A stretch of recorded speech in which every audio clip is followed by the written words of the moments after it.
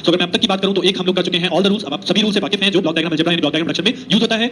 How can we solve the MIMO system problem कि अगर MIMO system में multiple input multiple output है तो उस केस में हमें ट्रांसफर फंक्शन कैसे कैलकुलेट करना है। एंड न्यूमेरिकल प्रॉब्लम में हम क्वेश्चंस तो लगातार करते आ रहे हैं, जैसे कि पहले बता चुका हूं कंट्रोल सिस्टम के अंदर मेन है प्रॉब्लम्स कि आप कितनी प्रॉब्लम सॉल्व करेंगे, कितने ज्यादा से ज्यादा क्वेश्चन सॉल्व करते हैं वो आप पे डिपेंड करता है कि आप कितना अच्छे से प्रैक्टिस कर रहे हैं। राइट नाउ जैसे कि लास्ट क्लास हम लोगों ने स्टार्ट किया था क्रिटिकल रूल, तो अगर आपने इस लेक्चर में आने से पहले वो लास्ट लेक्चर आपको याद नहीं है या नहीं रिवाइज किया है तो पहले आप उस लेक्चर को रिवाइज जरूर कर लीजिएगा, बिकॉज़ उस लेक्चर में जो मैंने क्वेश्चन डिस्कस किया था आपके साथ that is necessary for this critical rule. और आल्सो मैंने लास्ट लेक्चर में आपसे क्रिटिकल रूल के बारे में बात की है, तो इस लेक्चर में जो मैं बेसिकली न्यूमेरिकल प्रॉब्लम डिस्कस करने वाला हूं based on this critical rule, so वो पढ़ने से पहले या उसको पूरे अच्छे से समझने के लिए आपको प्रीवियस जस्ट इसकी जो पहला लेक्चर है यानी लेक्चर नंबर 11 उसमें जो मैंने क्वेश्चन कराया है वो आपको याद रहना चाहिए। राइट तो चलिए स्टार्ट करते हैं, मानते हुए कि आपको पिछला लेक्चर आप लोग देख चुके हैं। So let's start critical rule question. Right so this is my question, I have chosen that this is the question of critical rule, but ऐसा कोई हार्ड एंड फास्ट रूल नहीं है कि पेपर में वहां पे लिखा हुआ है this is the critical rule question. I have written over here, I have chosen this question because इस क्वेश्चन के अंदर आपको क्रिटिकल रूल लगाना ही लगाना पड़ेगा। हमारे पास कोई अदर सॉल्यूशन नहीं है कि हम विदाउट क्रिटिकल रूल अप्लाई किए इस प्रॉब्लम को सॉल्व कर सकें। राइट सो क्यों लगाना पड़ेगा अब मैं नहीं लगाना चाहता, जैसे कि मैं हमेशा बोलता हूं क्रिटिकल रूल आपको नहीं अप्लाई करना, आपके पास है ही नहीं, लेटेस्ट थिंग अभी भी नहीं है। चलिए हम इस क्वेश्चन को देखते हैं। तो अगर इस क्वेश्चन को देखना है, इस क्वेश्चन का रिडक्शन करना है तो सबसे ज्यादा रिडक्शन कहां मिलती है? फीडबैक पाथ में। ये तो तक हम जान चुके हैं, तो हम इस फीडबैक लूप को सॉल्व करना चाह रहे हैं। राइट ये मुझे यहां पे फीडबैक लूप दिख रहा है इस क्वेश्चन के अंदर जिसको मैं सॉल्व करना चाहता हूं, but what is the problem? Problem is this take off point. तो अगर इस टेक ऑफ पॉइंट को मैं इस लूप से बाहर करूं तब जाके मुझे फीडबैक लूप ओपन हो सकता है। दूसरा,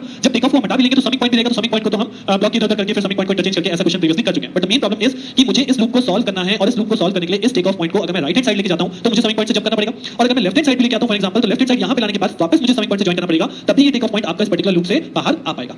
राइट सो दैट मींस ये एक ऐसा क्वेश्चन हो गया कि यहां पे मुझे इस टेक ऑफ पॉइंट को मूव करना ही करना पड़ेगा अगेंस्ट समिंग पॉइंट, चाहे आप आगे लेके जा रहे हैं चाहे पीछे लेके आए। और जैसे कि हम लास्ट में पढ़ चुके हैं कि जब हम टेक ऑफ पॉइंट को आगे की तरफ लेके जाते हैं तो जो भी यहां पे ऐड हो रहा है, सपोज यहां पे ऐड क्या हो रहा है, G3 ऐड हो रहा है। राइट तो उस इस टेक ऑफ वाली ब्रांच को अगर मैं यहां लगा देता हूं तो I have to apply summing point जिसके अंदर मुझे इसी सेम G3 को क्या करना पड़ेगा, माइनस करना पड़ेगा। राइट मैंने आपको ये बताया था कि यहां पे आपको एक अदर ब्रांच और आपकी ऐड ऑन हो जाएगी, इस टेक ऑफ में एक other summing point add on हो जाएगा जिसमें कि आपको G3 जो जिसको आप जंप कर रहे हैं दैट इज G3 ब्रांच, तो G3 एक तरह से यहां पे माइनस हो जाएगा। बट अगर हम इस टेक ऑफ को पहले लेके जाएंगे तो उस केस में पहले लेके जाने में क्या होता है, जब समिंग पॉइंट को जंप कराते हैं तो सेम ब्रांच जो समिंग पॉइंट आ रही है, अगर सपोज यहां H2 माइनस में आ रहा है तो वही H2 माइनस भी आपका इस ब्रांच में like so on add on हो जाएगा, बट सेम साइन के साथ। राइट तो this is the way of critical rule.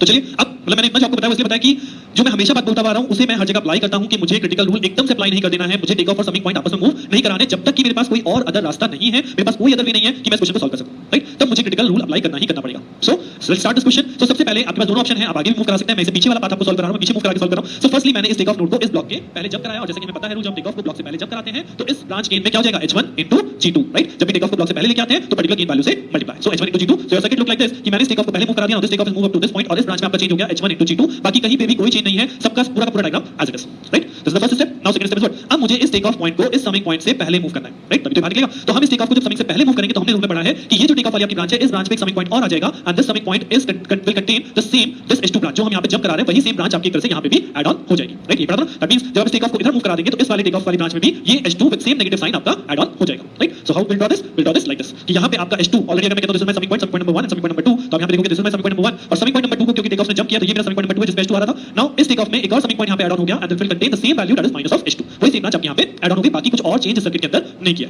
Right इतना काम हो गया। नाउ व्हाट, अब यहां पे आता है जो मैंने लास्ट लेक्चर में आपको बहुत इंपॉर्टेंट स्टेप समझाया था कि अगर आपके पास समिंग पॉइंट मेन लाइन के अलावा कहीं पे भी आता है, this is the main line input to output, इसके अलावा अगर समिंग पॉइंट कहीं पे भी है तो हमसे क्या कर लेते हैं, हमसे ब्रेक कर देते हैं। राइट तो ये जो समिंग पॉइंट यहां पे बना है मैं इसे क्या करूंगा, मैं इसे ब्रेक कर दूंगा। ब्रेक का मतलब क्या पढ़ा था हम लोगों ने कि ये जो ब्रांच यहां से स्टार्ट हुई the gain is 1 is multiply by H1 G2, तो यानी कि एक ब्रांच यहां से स्टार्ट होगी and this 1 is multiply by H1 G2 and it will goes to 1 here. Similarly second branch जो कि मेरे पास H2 है, this H2 branch again multiply in this H1 G2 like this H2 with H1 G2, but यहां पे H2 कैसा है, H2 negative sign से, तो this H2 will become minus of H2 and then multiply with H1 G2, तो ये बन जाएगा minus H1 H2 and G2। सो ये हमारी सेकंड ब्रांच यहां पे अप्लाई होगी जिसका गेन हो गया minus H1 H2 G2 and apply over here. So just मैंने इस समिंग पॉइंट को यहां पे दो पार्ट में ब्रेक कर दिया। राइट नाउ व्हाट, अब समिंग पॉइंट ब्रेक हो चुका है, सब काम हो चुका है, अब आपको यहां पे सिंपलीफाई दिख रहा होगा कि ये आप यहां पे फीडबैक लूप को सॉल्व कर सकते हैं। राइट मैं फीडबैक लूप को सॉल्व कर सकता हूं, तो फीडबैक लूप को सॉल्व करूंगा, this become G/1 plus G1 H1 G2 यानी 1 GH। तो ये हमारा फीडबैक लूप यहां सॉल्व हो जाएगा। बट क्या इस फीडबैक लूप को सॉल्व करने के बाद यहां पे समिंग पॉइंट रहेगा? जी हां बिल्कुल रहेगा। क्यों? क्योंकि आप फीडबैक तो सॉल्व कर रहे हो बट इस समिंग पॉइंट पे एक और इनपुट आ रहा है, तो अभी वो वैनिश नहीं हुआ है, अभी आपका केवल ये पोर्शन सॉल्व हुआ है दिस फीडबैक लूप, तो इसलिए यहां पे समिंग पॉइंट रहेगा। तो यहां देखिए मैंने क्या किया, नेक्स्ट पॉइंट पे ये समिंग आपका अपनी जगह पे जहां पे माइनस H1 H2 G2 आ रहा है, दिस वाली ये वाली ब्रांच। राइट और ये फीडबैक हमने सॉल्व कर दिया जिसकी जगह वैल्यू लिखी है G1/1 plus G1 G2 H1। Right now इसके आगे भी मैंने कुछ सॉल्व कर दिया, एक साथ क्या सॉल्व किया अब यहां देख लीजिए, ये तो हमें दिख रहा है, ये तो सॉल्व कर सकते थे। अब हमने क्या किया, मुझे इस G2 और G3 दोनों एक तरफ आगे की तरफ जाते दिखाई दे रहे हैं, तो ये दोनों कहीं ना कहीं पैरेलल बन सकते हैं। राइट बट प्रॉब्लम किसकी है, प्रॉब्लम है इस समिंग पॉइंट की। तो आप कहोगे इस टेक ऑफ को समिंग से पहले मूव करा दूं। राइट अब तो मेरे पास रूल है, बट जैसे कि मैं हमेशा बोलता हूं आपको इस क्रिटिकल रूल से बचना है कि टेक ऑफ और समिंग को आपस में मूव कराएं। सो मैं यहां पे टेक ऑफ को नहीं मूव कराने वाला हूं, मैं इस समिंग पॉइंट को मूव कराऊंगा कहां पे, ब्लॉक के आगे। मैं समिंग पॉइंट को कहां ले जाऊंगा, ब्लॉक के आगे। और जब समिंग पॉइंट को ब्लॉक के आगे लेके जाते हैं तो हमने रूल पढ़ा है कि इस H2 में क्या हो जाएगा, this H2 will become H2 G2। Right तो ये बन जाएगा आपका समिंग पॉइंट यहां पे आ जाएगा इस पर्टिकुलर पॉइंट पे, और ये आपका G2 हो जाएगा पीछे, यहां से समिंग पॉइंट खत्म। और ये जो आप ब्रांच देख रहे थे ये ब्रांच आपकी यहां पे अप्लाई हो जाएगी विद द सेम साइन, अगर यहां पे नेगेटिव था तो ये भी यहां पे नेगेटिव रहेगा and this value becomes H2 G2। Right अब क्या करूंगा, अब मैं दो समिंग पॉइंट्स को आपस में इंटरचेंज कर दूंगा। राइट जब मैं दो समिंग पॉइंट को आपस में इंटरचेंज कर देंगे तो क्या होगा, ये जो G3 वाली ब्रांच है ये समिंग पॉइंट पहले आ जाएगा, राइट, और जो ये G2H2 यानी जो फीडबैक जाता है ये पीछे वाले समिंग पॉइंट पे चला जाएगा, राइट। तो जब ड्रॉ करेंगे आप ये स्टेप तभी आपको क्लियरली समझ में आएगा कि मैं क्या कर रहा हूं, मैं पहले इस समिंग पॉइंट को इसके आगे मूव करा रहा हूं, तो जस्ट यहां पे एक स्टेप ड्रॉ कीजिए जिसमें ये समिंग पॉइंट इसके आगे मूव हो, राइट। तो आपको यहां पे सिचुएशन ऐसी दिखाई देगी कि ये G2 पहले आ गया, राइट, उसके बाद यहां पे समिंग पॉइंट गया, उसके बाद यहां पे दूसरा समिंग पॉइंट है, इस समिंग पॉइंट पे ऊपर की तरफ से आ रहा है G3 आगे वाले समिंग पॉइंट पे, और ये जो पहले वाला समिंग पॉइंट है जो आपने आगे करा इस पे वैल्यू बन जाएगी, जो फीडबैक पाथ बनेगा वो बनेगा G2 विद H2 मल्टीप्लाई हो जाएगा नेगेटिव साइन के साथ, राइट। ये सिचुएशन आपकी बनेगी, बाकी रहेगा एज इट इज। अब क्या होगा, अब ये दोनों समिंग पॉइंट जो है ये दो समिंग पॉइंट आप इंटरचेंज कर सकते हैं, तो ये जो ब्रांच है G3 वो पहले वाले समिंग पॉइंट पे आ जाएगी, और जो ये नीचे वाली ब्रांच है G2H2 दूसरे वाले समिंग पॉइंट पे चली जाएगी। तो ये पिक्चर मैंने आपको नेक्स्ट डायग्राम में यहां पे शो कर दी, देखिए ये दोनों समिंग पॉइंट आपस में इंटरचेंज हो गए, तो G2 और G3 आपको पैरेलल दिखाई देंगे, और ये आपका एक फीडबैक पोर्शन बन गया, this is your 1 forward path is 1 and feedback path is H2 G2, right. तो आप लोगों को जब बनाएंगे तभी चीज क्लियर होगी, बिना बनाए इसमें कुछ भी क्लियर नहीं होता कि मैं समिंग को आगे लेके जा रहा हूं, नेक्स्ट स्टेप ड्रॉ कीजिए, देन उसके बाद दोनों को इंटरचेंज कीजिए, तब आपको ये स्टेप दिखेगा, राइट। तो आई होप आप इस स्टेप तक पहुंच गए होंगे, नहीं समझ में आया तो यहां पे वीडियो को पॉज कीजिए, देखिए कैसे हम लोग यहां तक पहुंचे। अब जब आप एक बार इस डायग्राम तक पहुंच जाएंगे तो आई थिंक इसके बाद कुछ नहीं बचा है, हम इतने क्वेश्चंस कर चुके हैं, आप लोग इतने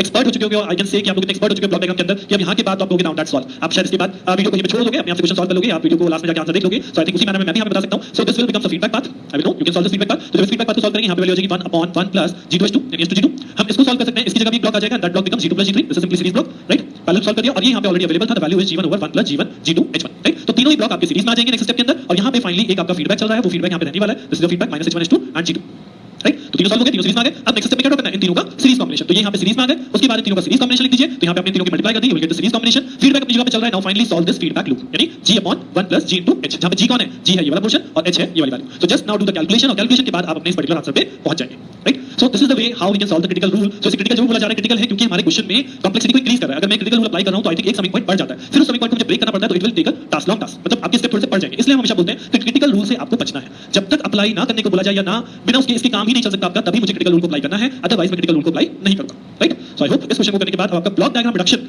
ऑल द रूल्स, कोई भी क्वेश्चन ब्लॉक डायग्राम के अंदर हो, now you can try for that question. और जो मैंने आपको बुक बता रखी है सेशन सही, तो उसमें से आप क्वेश्चन ट्राई कर सकते हैं, और भी बुक्स हैं आपके रेफरेंस में मैंने डिस्कस किया था, तो कोई भी बुक आप क्वेश्चन ट्राई कर सकते हैं, इन टेक्निक्स के अलावा और कोई टेक्निक आपको नहीं मिलेगी, राइट। तो क्वेश्चन की प्रैक्टिस आपके ऊपर है, जितना कर सकें। मेरी तरफ से इस लेक्चर में यहां पे ब्लॉक डायग्राम रिडक्शन खत्म, हम लोगों ने सारे रूल कवर कर लिए। From the next lecture we will start another main important technique जिसमें क्वेश्चन बनता ही बनता है, and that is called SFG, signal flow graph. तो वो हम स्टार्ट करेंगे नेक्स्ट लेक्चर में। यहां तक के लिए ब्लॉक डायग्राम ओवर, तो यहां तक